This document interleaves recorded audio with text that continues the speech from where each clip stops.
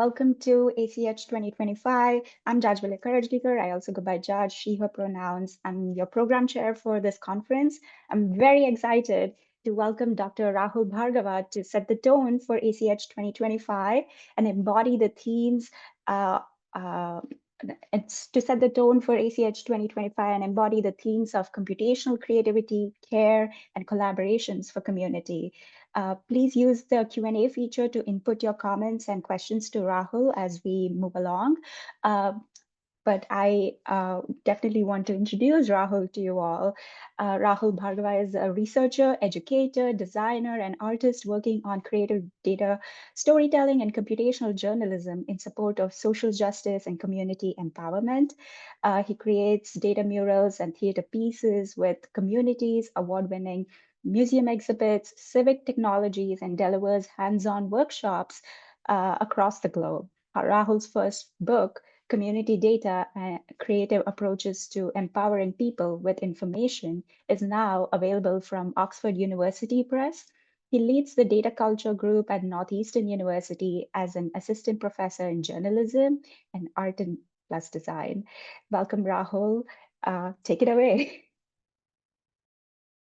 Thank you. Hello, everybody. Good morning, if it's morning where your time zone is, and welcome to your first day of ACH. I'm so honored and thankful to be welcomed to open it along these great themes. And thanks to Andy and Lauren and Josh and Alex and Dot and Winnie and the whole team and all the people that I've been meeting that have been spinning this up. They've been putting in a lot of hard work. So hopefully it turns into a valuable time for you all. So when they reached out, they wanted to have sort of, I got the sense that we wanted to have an experimental conference, a conference about trying things out in a time where a lot is changing. So I put together a talk that, like, it's not, typically like I'm here, I just have a book out, I'll give you a book talk. I'm not doing a book talk at all. I'm doing a more experimental talk that hopefully pulls on some threads and resonates with the various people in the audience. I've called that talk Civic Jugaad, Reclaiming Digital Innovation for Social Good.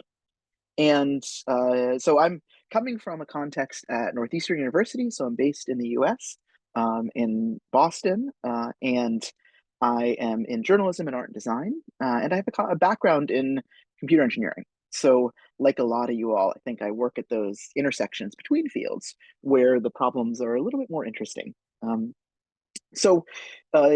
I lead a group called the Data Culture Group, and this is our sort of mission statement, but I work on three main things that will sort of set the context and inform the talk. So I just wanted to sort of share how I think about those. The first is representation and online news. So I do a lot of what I like to call the computational journalism work, using the methods of computation to study how stories move through media online and representation of groups in those stories. The second thing is building tools for and with CSOs. So trying to figure out how technology can help in civic tech or public interest tech, however you want to label it. And the third is what that book is mostly about, which is participatory community data. So arguing that the toolbox we use of charts and graphs is too small, and we need to blow it up for community settings where data has become more of a input into decision-making processes. And I think a lot of the audience probably does work in each of these domains. So the context of sort of where I'm coming from, of course, is in the US, like massive consolidation and cuts, right? So we see big tech growing and growing. We have this like huge attack on research regimes from the administration that's in power now. I'm sure many of you are feeling those impacts very directly, like I have and like so many of my peers have. The the prevailing consensus around like the generative AI hype train and consolidation in Silicon Valley has been anti-competitive, very closed overall, thinking about scale and large problems where it's sort of technologies that appeal to sort of the mythical average user. And that's been the dominant paradigm for a number of years in tech development. And compare that now with slashes in NSF, NEH, indirect, soon we'll all be on GoFundMe or here experiment.com trying to fund research. we're in a time where like a lot of the ground rules are changing. And a lot of people are active in fighting and trying to preserve things that really supported impactful research. But within the setting, it made me think about like how can we all respond to the moments that we're in. And I wanted to pull on this older idea of Jugaad from the Indian subcontinent. And it's spelled, usually it's written with a D because transliteration is terrible, even though you typically pronounce it, at least sort of in my community, with an R on the end, Jugaad. And I guess I want to start by, this is a very personal talk because like it just pulls from a lot of things that I'm passionate about or grew up thinking about.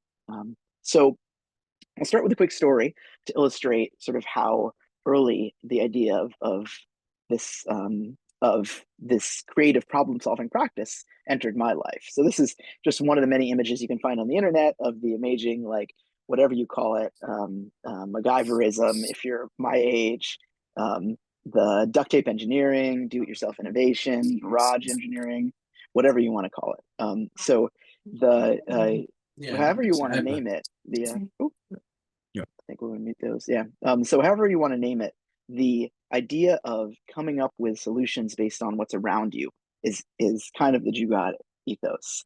And for me, that started back in when I was a little kid. One of the first stories I remember is working. We were playing with my brother. I was playing soccer with my brother, which happened a lot. And this thing happened, which I tried to recreate with ChatGPT. Here's the dramatic recreation photo, which is a soccer ball that fell down a very deep window well. So just imagine the real version of this. And we were stuck, right? Because playing soccer was really important to us. Spent a lot of time wasting time like that. Yet our ball was lost down this thing. And we were like, oh, can we jump in? No, we'll be lost forever. I was fairly young and I was worried about getting trapped in the hole forever. And we were like, how can we solve this problem? So we ended up finding we were like looking around trying to engineer some solution, and we ended up finding an umbrella and some string. So we figured out that we could open up the umbrella and use it like a scoop, and then through about a half an hour of trying with the string, we're able to like get the umbrella down there, scooped under the ball, and then slowly drag the ball up, and then celebrated for about 2 hours because we solved a problem. And those experiences were very influential in my life because I continue to do garage engineering like this to this day. So I was thinking about that and that story, that experience, and then the narrative around Jugaad, which in the mid 2010s was seized on kind of by the business innovators out there, and maybe in some ways that were like culturally insensitive or like struck of Orientalism. But anyway, like it became like a business narrative around around engineering with lower resources and limited constraints, and there's a little bit of like self-emancipation wrapped up in there. Anyway, there's a whole narrative there that people have written about. And and that got very popular. The idea of Jugaad got a lot of press attention. And then, as you might predict, 10 years later, there was this backlash that it's like taking shortcuts. But in any case, it's a concept, a named concept that very resonant for me. And as I was thinking about this talk, I was thinking about how the responses to the moment, what we can learn from a Jugaad, like a civic Jugaad idea, the idea of not in a business setting, but in a civic setting. What does the ethos of Jugaad mean? What does it mean to combine sort of the needs you have, the context you have, and the constraints to innovate in a way that doesn't rely on some of the massive structures that interplay with power dynamics around us. By the way, browsing for these images is super fun. You end up with lots of creative ideas.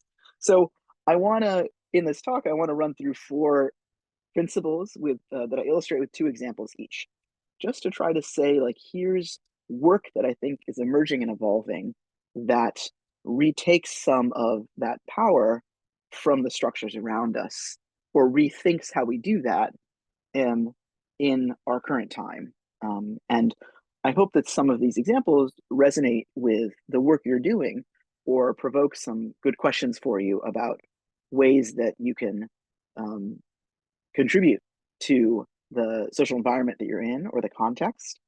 And and do sort of good, meaningful, impactful work in lots of different directions. And then obviously I would love to learn about the examples that you think about within this space. So let's start with number one. Connect people. So one of the ways that authoritarianism works is that it tries to isolate us, making us think that we're the only one that thinks something, or that, or creating boundaries so we can't be together to act on something. So if we want to connect people, and if that, they're trying to prevent that, then how can we push beyond that? How can we cross those boundaries? How can we reduce the othering of groups? So here I want to pull from the field of journalism. Journalism is often at the cutting edge of using new technologies with sort of really good ethical guidelines in mind. And it's a really nice, journalism is a really nice space where you can try something out in a bounded way that is very different than sort of building a long-term sustainable technological solution. You can do something, build a tool. Usually it has a very fixed timeline, and you don't need to sort of maintain and iterate it on it like you would a technology that's being used with a community for 5-10 years. I say this as someone that has technologies that I've built that are been maintaining for 20 years. So like I realize that the joy of not having to do that. So I think journalists are a model of Jugaad, like small teams with high impact, jerry-rigged solutions that learn on top of each other iteratively. The interactive journalism, Nick's book is a little older now, but it gets at the ethos of that. And more now I'm seeing Gen AI being used for this, for problems that traditional ML has solved well, like why are people doing entity extraction and geographic identification with generative AI? These are like things that we do pretty well with regular machine learning. So I wanted to think about what are journalistic examples that help connect people.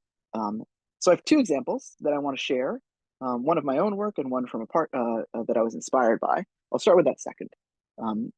This lovely example, if you haven't seen it, is from El Surtidor. It's a Paraguayan newspaper. And in Paraguay, like a lot of places across Central Latin America, there are lots of spillover effects from the drug cartels and the drug smuggling that's happening. One of them in Paraguay is there are a lot of people that are in prison being accused of drug smuggling, and especially women. And thinking about that population is something they wanted to dig into more. So what they did was they figured out, okay, like how can we connect people to this group of people in our community, right? People that have been put in prison or accused of this crime that are otherwise kind of taboo to talk about, right? People in prison are often disappeared from society in so many ways in multiple countries. So their reporters had the idea to go interview these women. So they went and interviewed a number of women that were in prison, and they captured all the field notes. And then they decided to make a synthetic bot that kind of represented some of their experiences in a fairly isolated way. It wasn't like a huge multi-purpose thing, with some guardrails in place around chats to try to give people a way to interact with someone that they otherwise would never connect with, right? And someone, in this case, someone in prison or facing an accusation. And they got a little grant to build it out. They did all the interviewing and the legwork. They iterated a bunch, and they ended up with this chatbot tool that you see on the right, which immediately got like tens of thousands of people interacting with it. Right. So trying to figure out how to connect a public that might not otherwise engage with an issue that's happening around them, and might not even know about it, but certainly doesn't connect to the people that much, to a population that was, in this case, incarcerated by the state, that was facing accusations or was guilty, or was already found guilty of drug smuggling, right? The spillover effect of other global dynamics. And I think in general, I'm not a huge believer in chatbots, but I think this is a really interesting example of rehumanizing a population through technology in a way that is compelling, because it allows for sort of a little bit of the authenticity to come through while still protecting sort of the anonymity and the identity in a threatened population. So I think there's actually a motivation to use this kind of synthetic interface here, unlike many of the chatbots I see. And I think that the idea of like people these technologies, so many of the chatbots are designed to make you think they're human through a number of design tricks. So I like the idea that they leaned into that to say, oh, well, let's use that with a population that is purposefully dehumanized to use the technology to make them seem more human. So I think that's a really interesting turn to connect people across a divide. So second example is much smaller. This one's very personal. I love the World Cup, even though it's like, all the problems, I acknowledge that. But the idea that the world comes together and watches soccer and like meets other people, I love it. I think it's super fun. So I wanted to build on that to try to think about a way to connect people in the US around soccer. And in the US, there are so many places where there are just sort of little circles of immigrant communities. And so I built this quick website where, it has a little bit of a storytelling intro that talks about the World Cup, and I just redo it for every World Cup. I write a different story and I pull in the different countries, and for the men's and the women's. And what it does is you just tell it where you are in the US, or you let it guess from your IP and geolocation. And then it shows you can see this on the bottom right, it shows you the top 3 teams. In that case, that's for Middlesex County. There's a big Chinese population, Brazilian population, Haitian population. That's from census data, right? So pulling information that already is out there that I could use. And it just pulls that in and says, hey, these are the 3 teams that you should follow. And then it tries to connect you with those populations in your area that you might not be connected with. So again, trying to bridge with a very simple technology in this case. And it links you to some playlists. You can read the team profile. You can see if you're a data nerd like I am, you can see a map of where that population is in the US. So it's a very simple kind of journalistic article that is kind of interactive. It drops you into that tries to use this larger piggyback on the larger media event of the World Cup to engage you with a community in your area that you might not otherwise connect with. In this case, based on the largest foreign-born populations. So if we think about connecting people as one thing that we can do, the key lessons here for me, and sort of thinking about a Civic Jugaad, are these 2 things. Designing for local contexts and problems you understand, and figuring out whatever the cheapest option is to make it work. Right? Like that foreign-born census data has some problems, but it was an easy one I could use. So I pulled it in, and it felt right when I tried it for some places I know. El Surtidor in Paraguay, they got a little grant, so they were able to build this out. They looked through a bunch of technologies. They ended up picking. Some people would do it as a WhatsApp bot, but I think WhatsApp charges more, so they ended up doing it as an online thing, and just trying to figure out what you can do to make it work, which is a real journalism ethic. So that's principle number 1. Principle number 2, amplifying resistance. So here I think thinking about areas that are overlooked where some kind of digital work can create significant impact. And I'll give you 2 examples here, one bigger one smaller one. I'm connected to both of these actually. Here I take a lot of inspiration from my good friend Catherine D'Ignazio, who many of you probably know from Data Feminism, or her with Lauren Klein, or her later book Accounting Feminicide, which just came out. And the last few years, Catherine's been focused on this concept of counter data, creating data sets to fill gaps in public data knowledge. And specifically for the next few minutes, just so people know, I'm going to talk about gender-related violence and feminicide. So she's been doing a lot of work to understand and think about the data practices of groups that track gender-based killings, including cisgender or transgender women, which across Latin America are typically referred to as feminicide, and supporting their work to collect and produce those data sets for policy and advocacy, policy enforcement, garnering public attention, lots of different goals. And this is really hard work, right? So globally, groups struggle to create these data sets because they're repurposing technologies. And we have lots of history about how groups like this repurpose technologies to fit their needs. Lots of academic work on that. But it had significant impacts, tolls, this work. 2 quotes here, try to get into some of that. Excuse me, but mainly it's the concerns are around the investment of emotion and the exposure to secondary impacts, right? So that secondary violence causes huge amounts of burnout in these groups, and significant amounts of time spent trying to honor those that have been killed by making sure to include them in the data set. There's a real responsibility in a lot of these groups that Catherine and the team has found in their work. So we started working together to build a set of technologies that could help one piece of the puzzle. And in this case, so many of the groups use Google News alerts, right? You type a little query, it sends you an email of up to like a certain number of stories. You can specify a country or a region that match your keywords. It's a very coarse tool and has a poor signal to noise ratio. So we co-designed a system to help. It takes about 6 months to spin up any particular group. And through a series of co-design, rounds of co-design, we ended up with a tool chain that basically starts with, searching an online archive of news, multiples of them, based on keywords that we think would reveal candidate news stories. So a lot of these groups start with media monitoring. That's how they do their work. So we start with the search results that match keywords. So that takes us down to here, right? Filters it a little bit. And then what we do with them is we build a custom trained machine learning classifier. So we build a computer model that if you give it a story, it gives you a score between 0 and 1 based on how similar it is to the training data that we've developed with them.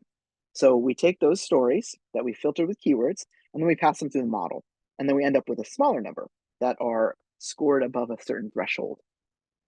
And then we send them an email, and we group stories by we try to group stories by events, so there's less exposure to those stories. And so you can imagine, I think many of you can imagine the data pipeline. It kind of looks like that picture, and there's a website that these groups can use to look at their data and historical data. And then they can just use that to inform their own practices beyond that for data curation and selection. But what we're doing for them is expanding the scope of what they can monitor through automated tools, and also reducing the secondary trauma by allowing them to not read as many stories because we're grouping them. And then we're surfacing, like now we're adding features to surface things like, oh, we think this is the victim's name. Maybe this is the date. Maybe this is the place. So we're trying to make it a little bit easier to be like, oh, no, I already know about that case. So I don't even need to read any of these stories. We have a couple dozen groups using these. We started with feminicide, and now we're expanding to topics like business violations of human rights, criminalization of pregnancy, specifically in the US.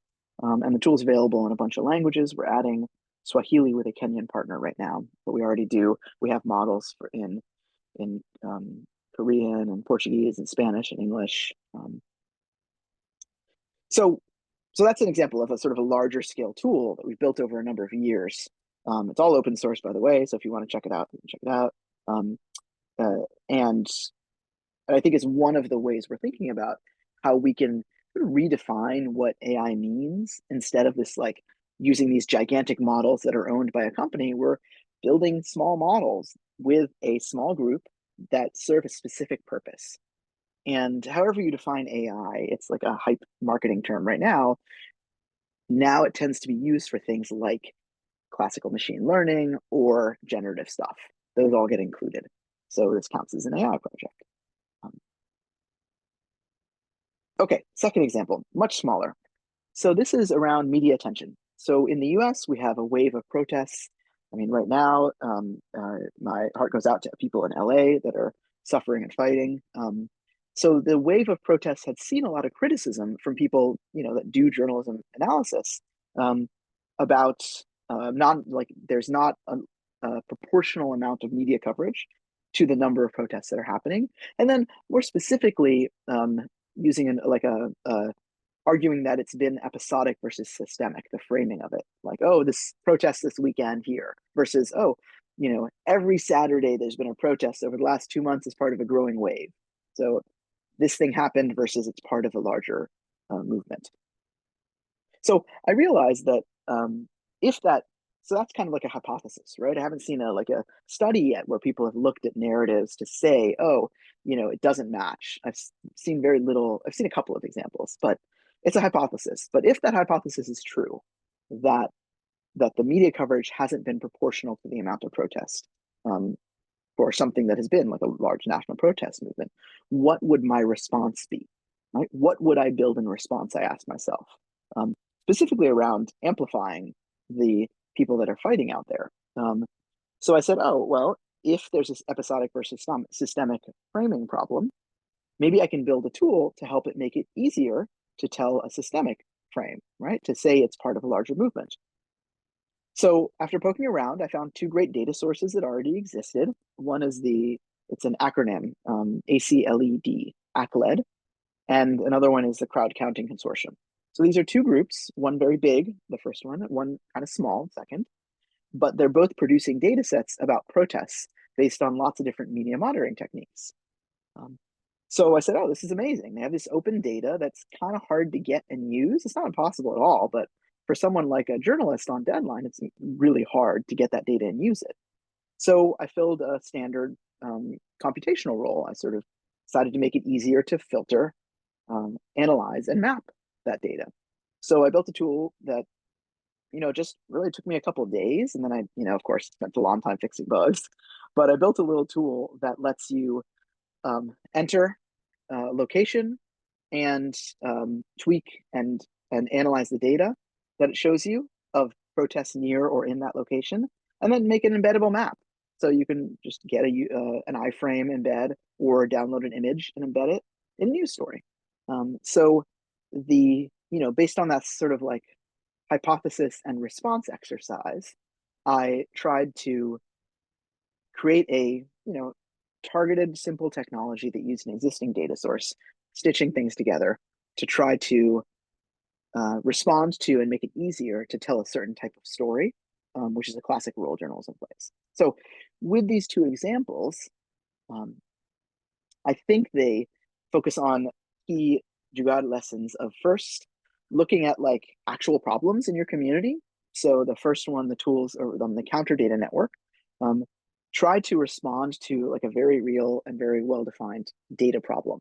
And then the second piece is more of the puzzle piece idea, putting things together that already exist, right? In my mapping tool, I don't make or analyze or qualify the data. There's a whole team doing that already. All I'm doing is trying to create a new entree into it, a new interface to make it more widely available. And I think that's maybe a different lesson or one of those lessons of Civic Jugaad, that idea of it. Okay, we're gonna continue our tour of ideas and inspirations that hopefully spark something for you. Third, build with, not for. This is a classic one that centers around co-creation. And again, this is like pushing back on like classic narratives of technology design. And this, like so many of these ideas I'm introducing, I'm just standing on the shoulders of giants and others that have introduced these ideas. Here, my own personal introduction to that phrase came from Bracey's work during her time at Code for Africa. And she was arguing about like doing that in civic settings. Her new book is World Eaters. I think, it resonated with me because I had recently come out from a technology education. And I sometimes talk about myself as a recovering computer engineer. So like trying to unlearn some of the lessons. And one of those lessons was the language. So a lot of people talk about the classic example of like technology deployment, right? The idea that you deploy a technology, whereas that language carries such a model of thinking. And with Bracey's work, there was a model of integration, right? The idea that like technology and people adapt to each other, and a technology gets integrated into a community over time. It's not deployed. So that was very resonant for me at the time. And I think now we're seeing a lot of synthesis of critiques of data for good or AI for good. That this is from a recent paper from some colleagues and friends that have surfaced a lot of different patterns in projects where nonprofits partner with technologists. So some of those are ones you're probably familiar with, right? Funder agendas overriding actual community needs. Outcomes, there being a mismatch in outcomes, right? One group of people wants like a deployable thing and others building a prototype. metrics for evaluation on these tools that are sort of community technologies often don't align. And now we're seeing a growing one of like AI first solutionism. Oh, we can use AI to do this. And, a group that is defining a problem is saying, oh, well, why aren't we talking about the problem, not the AI, instead of the AI? So these are probably familiar, I think, with a lot of the crowd here who have worked on these types of settings. And so I do find inspiration in some recent work. And so here I'll look to my colleagues at the Burn Center at Northeastern. And they're doing a lot of pilot projects right now with government. And I think that's yielding an interesting set of prototypes that then some of them get second tier development. And one of them that I found interesting was the case of IEPs. If you don't know, an IEP is an individualized education program. So this is the idea that it's a plan that a school system produces for a family whose kid is in the school system and needs special support in some way. And there's about, I think, 8 million or so IEPs across the nation. So it's like a federally mandated thing that each school implements. And there's some challenges here. One is if you look at the screenshots I have here, like they're very like formy looking papers, right? It's a type of holding information that only some people understand. And because it's like tables and like a lot of like legal language or official language that can be a real barrier to understanding for parents. So what the AIEP team did was they did a bunch of interviews and qualitative work to understand common complaints about IEPs. And through that, they surfaced features for a technology project. In some ways, this is very much sort of like user-centered design type work. So they built a translation engine and chatbot to allow parents that otherwise couldn't access that IEP, like they couldn't understand what it was saying, because it wasn't modeled in an information way or a logistical way they understood or could read. And the chatbot then is able to respond to them based on their things like, oh, how many hours of math support one-to-one does my child get, or should they be getting? And then the bot might answer, oh, 4 hours on page 4 of your IEP. And they say, oh, well, my child only getting 1. So now I'm able to advocate, or I'm able to try to advocate for more hours. So they did a 2023 pilot and are working to expand that over time. You see the team in the bottom right there. Sophia, my colleague, led that team. And I think it's an interesting example of within this space of using methods and trying to find problems that are a bit more of that build with rather than for. So making the problem statement based on their analysis of the key needs. I think, yes, we've seen this kind of work with sort of the data for good, but like the percentage of projects that I think are actually doing it well, I think is very small. So I think we need more examples. So I wanted to highlight that. So the second one is more about my work. So this is prompting a question of, in a time where more and more government decisions, certainly in the US, but also globally, are being made with data, rethinking who gets to work with data. Because if you don't speak the language of data, those conversations in civic settings around data are just not available to you. They're not accessible. You can't access them. And that's a disempowering position, especially in if you're trying to create a participatory democracy. That's a real problem because then people can't speak the language of decision making. So I've been asking a question for a number of years about the materials and forms of data and how that decides who gets to work with it. So, example images here. A spreadsheet on a computer screen is very different than a spreadsheet on the wall. It's accessible to very different groups of people. And one response has been to try to build data literacy in a very technocentric kind of way. And I've done work like that. I see a value there. Open data movements, I think, prioritized a lot of that. But more recently, I've been challenging that, and by more recently, I mean over the last 10 to 15 years, challenging that by arguing that we need to change or expand the language for bringing people together around data in community settings. And I try to expand it through the power of the arts. So here's an example of a participatory data mural. So we worked with youth in my local area. This is work with my wife, Emily, who's in the bottom right there. And we decided that there was this data about the impact of this programs from Groundwork Somerville. And the story here across the top is, it looks kind of like an infographic. And they started with a data handout, about a 3-page data handout. And the story they decided to tell was one that starts on the left about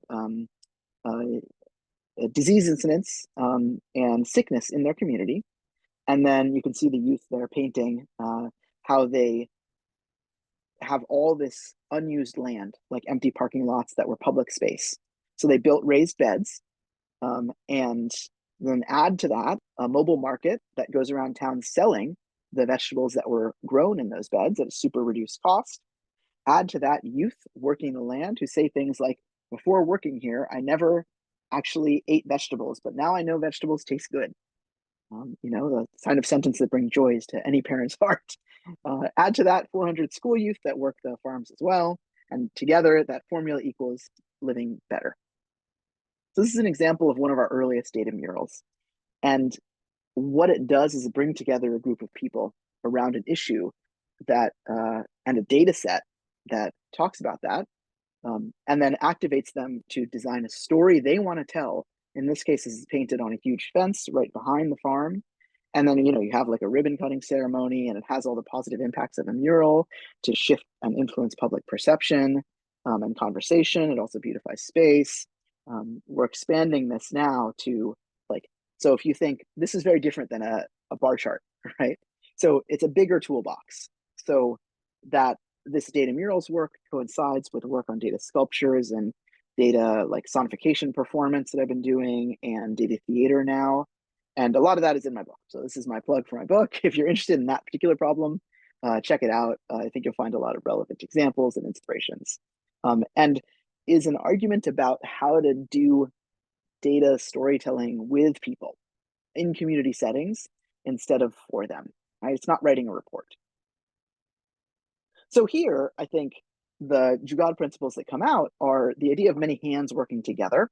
Of course, iterative learning through feedback. You try something, it doesn't work, you engineer a different solution, you try it again. And I think I try to create these processes and methods that allow for participation at any step of the process as much as possible. And I think that's a key principle of the kind of community involved building of what a concept of civic jugaad might entail. Okay, throwing a lot of examples at you. Hopefully that bridges that nice connection between theory and concrete examples. So fourth one is about P-word, power. So as a researcher, I think studying systems of power is one response or one way to think about the sort of emancipatory pieces that might be part of a civic jugaad. So here I draw inspiration from anthropology and Nader's concept of studying up. This is one place she wrote about it. So studying up involves the sort of, in her time, flipping the narrative of anthropology to, instead of be studying the other typically colonized groups, to instead study the colonizer. So in the hierarchy of power, instead of studying down, studying up is the idea. And I have a lot of inspirations from work over the last 20 years from this. But a recent example I think is great is on the issue of landlord tech. This is very much in the O'Neill weapons of mass destruction kind of family of projects. If you don't know, in the US, landlords use screening reports that give them a score about the tenants that are applying to rent their property. And these scores almost always embed stigma and racism that have been shown over and over again to disproportionately exclude people of color in the US, reflecting the systemic racism that's embedded in a lot of places. So even the American Bar Association, lots of people have written about this. And it's led to settlements.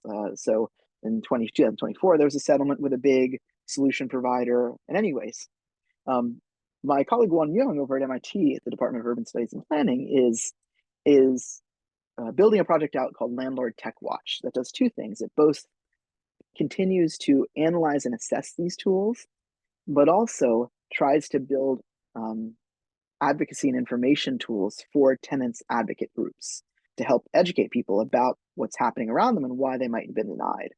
So I think this is a great example of studying up, right? We have this algorithmic solution that says, you have 500 properties and tenants applying for all of them. You need some shortcut to help you pick the tenant that will produce the most profit. Hey, here, landlord, here's a technology that gives you a score and like a color rating. And you're like, oh, okay, great, this is fantastic. That algorithm, of course, is embedding a lot of bias and is a structure of algorithmic bias, an object of it. So then that operates from those in power, in this case, those that have property and capital, and to those that without those resources, without the property and capital. So flipping that script, he's studying up and has built great websites that try to help people understand the systems so that they can be a better looking tenant to these algorithms if they can't sort of change the rules of the game, but also study those algorithms to try to argue for when they are breaking US law in some way or other, because there are certain protected classes in US law that don't allow this kind of discrimination. So that's one example of studying systems of power. I think it's a good example of sort of a research and application pairing. The other one is a project I've been involved in for a number of years. And this is one for studying media attention. This is sort of a big project for me in my research. Media Cloud is an archive of online news, and it lets researchers like you study global online news media attention and language. So you can log in and use the search tool to search almost 1 billion stories. We'll be at 2 billion once we finish indexing our re-indexing our archives into a new system. You can use this website to look at how many stories there are about different topics, where they're coming from. We curate a media directory alongside of it. And the idea here is building tools that help groups study media attention and narrative framing. So thinking about the power of media to influence conversations and the goal of many groups who want to shift media narratives and public perception about an issue that they care about. So that to me is more of an infrastructure piece. It's an example where we are trying to build a tool that's a coalition project across lots of different research hubs that allows all of us and others in lots of domains to study online news as an artifact of power structures and interrogate that. So here, I think the Jugaad lessons are about identifying the power structures around you and trying to create tools or systems that allow you or others, other groups, to work against those systems. And then, of course, also flipping sort of the embedded, in a Ruha Benjamin kind of way, like the embedded approaches and philosophies in a technology. And that's a little bit about sort of how I think studying up helps that. So, okay, let me come to a close here. I think these 4 principles try to tease out this idea that I was thinking about that is really like, still under formation around what a concept of civic jugaad might be useful for in our kind of digital humanities setting, where we're making stuff, we're putting pieces together, we're working with communities. What can we pull from this concept from the South Indian subcontinent? And I tried to do that along these 4 principles with some concrete examples that hopefully speak to work that you're doing. And I was excited about this because this is the kind of garage engineering I do at home, but also in my professional life, right? This idea has been pretty foundational for me in the way I approach problems. So I wanted to bring that into the research conversation a bit more explicitly. And I'll close with one more story to bridge to an activity that I want you all to do later, which is to talk about where there's a little bit of Jugaad in your lives. We're in a virtual meeting space, so when you jump into the virtual space later, I wanted to give you something to talk about. So I'll share one more example from my life.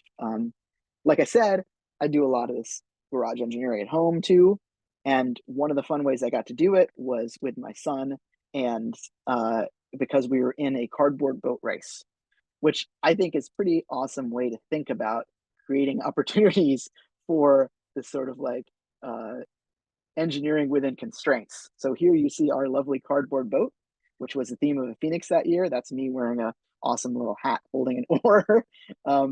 And we stayed afloat for a while, which was great. You can see it on the right. We weren't the fastest, but like it took a lot to sink us. But this kind of duct tape cardboard engineering is easy to think about, I think, in physical spaces, like this example. And I want to try to push us to think a little bit harder about it in sort of the digital civic spaces.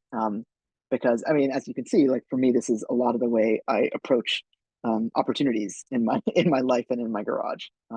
So hopefully, you probably have a story like this, and hopefully you can share that with someone later in the event. And there, I think I'll close and try to get to questions and thoughts that spurred. And hopefully that concept of civic jugaad resonates for some of you all. Thank you so much, Rahul. That was such an enlightening and also such a fascinating way to encapsulate all these terminologies that are DH, but also so much more. So thank you for sharing all that with us. Folks in the room, please feel free to add your questions into Q&A, and I'll try to keep track of all of them. But I'll start us off. I was really thinking about that camp and Padmini Ray Murray, Chris Hand, Sexaria's conception of Jugaad in minimal computing ways. So thinking about spaces and projects which advocate for reconsidering minimal computing in a MacGyvering setting. And I would love to know your thoughts on this. In a related way, Alex also has a question about Jugaad in relationship to minimal computing, appropriate technology movement, and rapid response projects. A lot of what you talked about is connected to these concepts. So For sure. Yeah, for sure. And I went light on sort of like conceptual framing here, which you can tell. But partially because like, there's like 1,000 references that I could put up about that work. I think the minimal computing is one of them. And I've learned so much from those approaches to building sort of sustainable and affordable computing that doesn't try to do more than it needs to. We're in such a like a the technology field in general, it tries to be so maximal in terms of like more compute power and then more features that take advantage of it and then more compute power. It's sort of like this race to build powerful computers for reasons that don't really make sense. And so, my lab is full of, counter examples like tiny little Raspberry Pi things when you need that.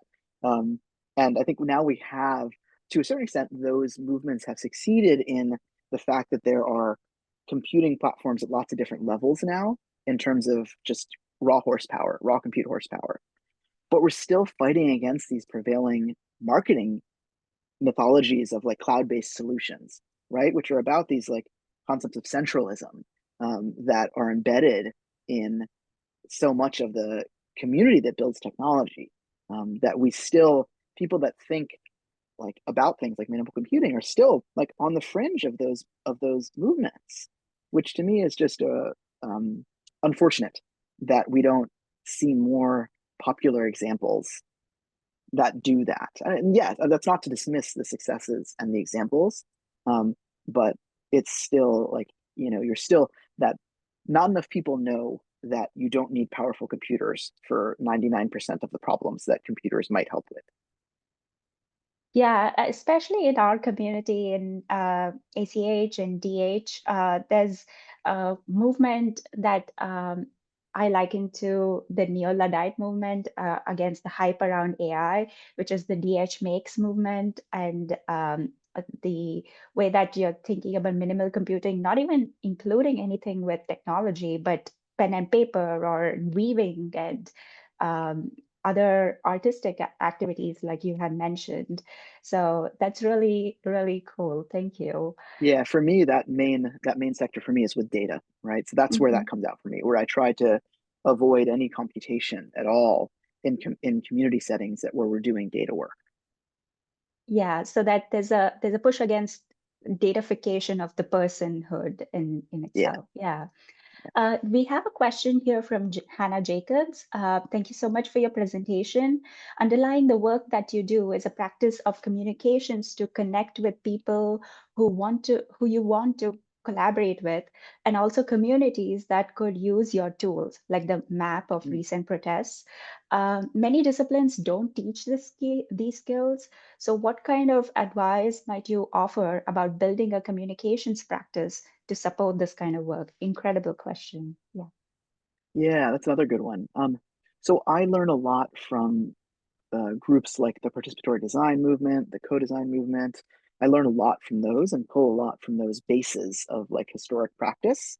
Um, and so I guess if I'm asked about advice about introducing people to that, um, I think the only way, so there's two ways to do it. One is to see examples where a decision was made only because of like the community engagement, right? Like a tool was designed because of a specific input from a community. And then when people see that example, sometimes they go, oh, I get it. I never would have thought of that.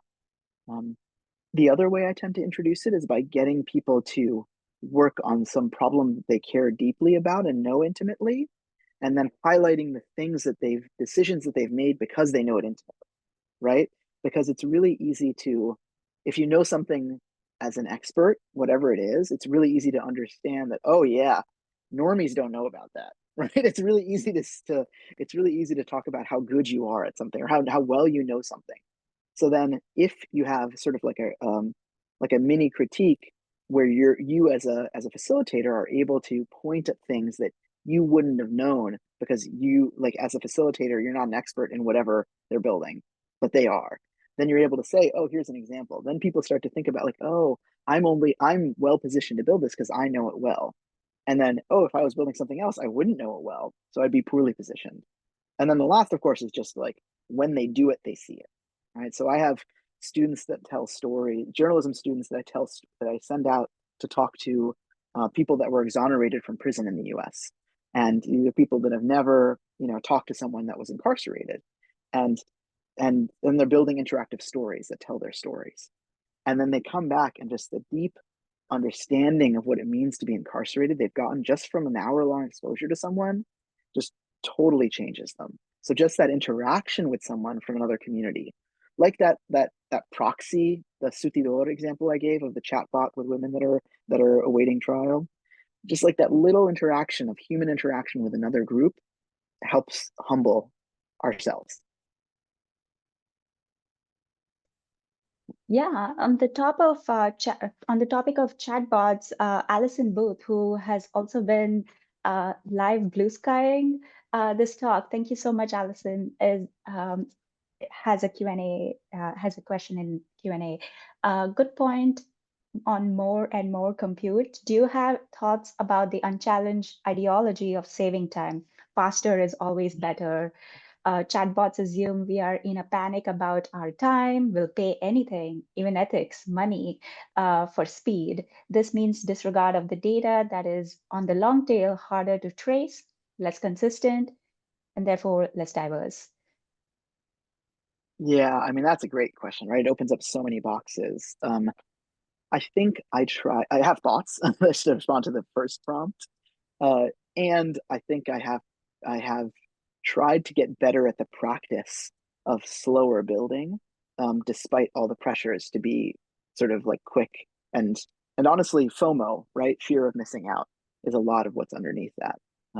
So for instance, in the Counter Data Network, the work with Catherine D'Ignazio over at MIT, we spend about 6 months to 8 months with every collaborator that we're spinning up, right? And that's from the getting to know you meetings, the initial interviews to understand their workflows, the back and forth check-in meetings. And I think that accepting and acknowledging that kind of technology development process, if you are building technology, is one way to push back on this "I wish we had a yesterday" type of narrative that we see around us.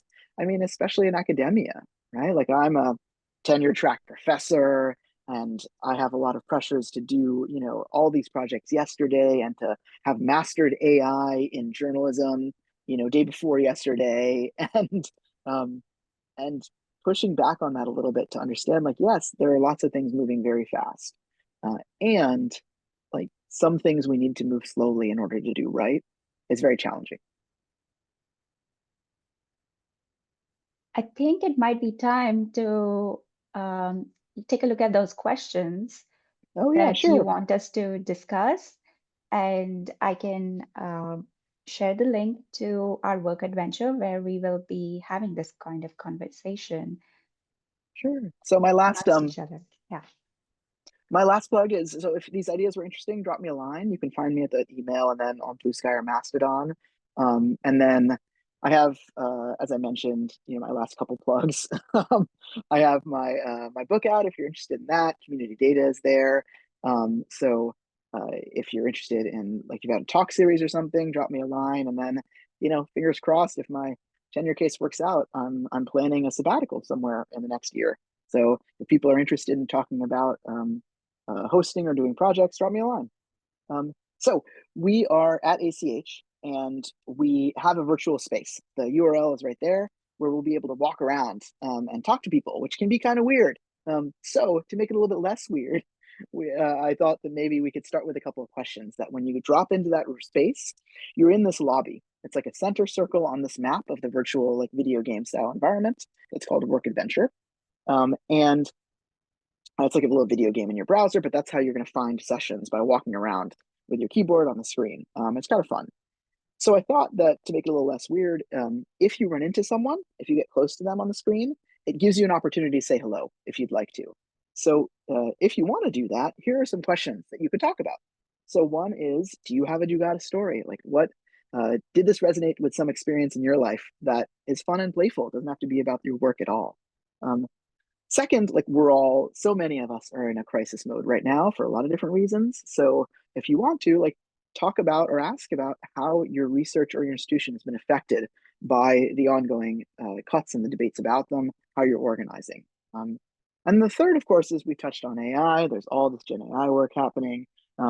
What are concerns or hopes that you might have about AI in your research, or just a wacky idea that you want to bounce off someone?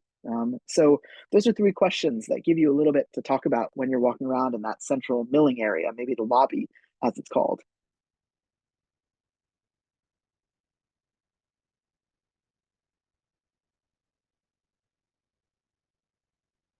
So I think that's it. I think if you want to head over to that space, you can follow that link and head over to that space. And then I think you have 15 or 20 minutes before the general meeting. Yes, Judge? Yes, that's right.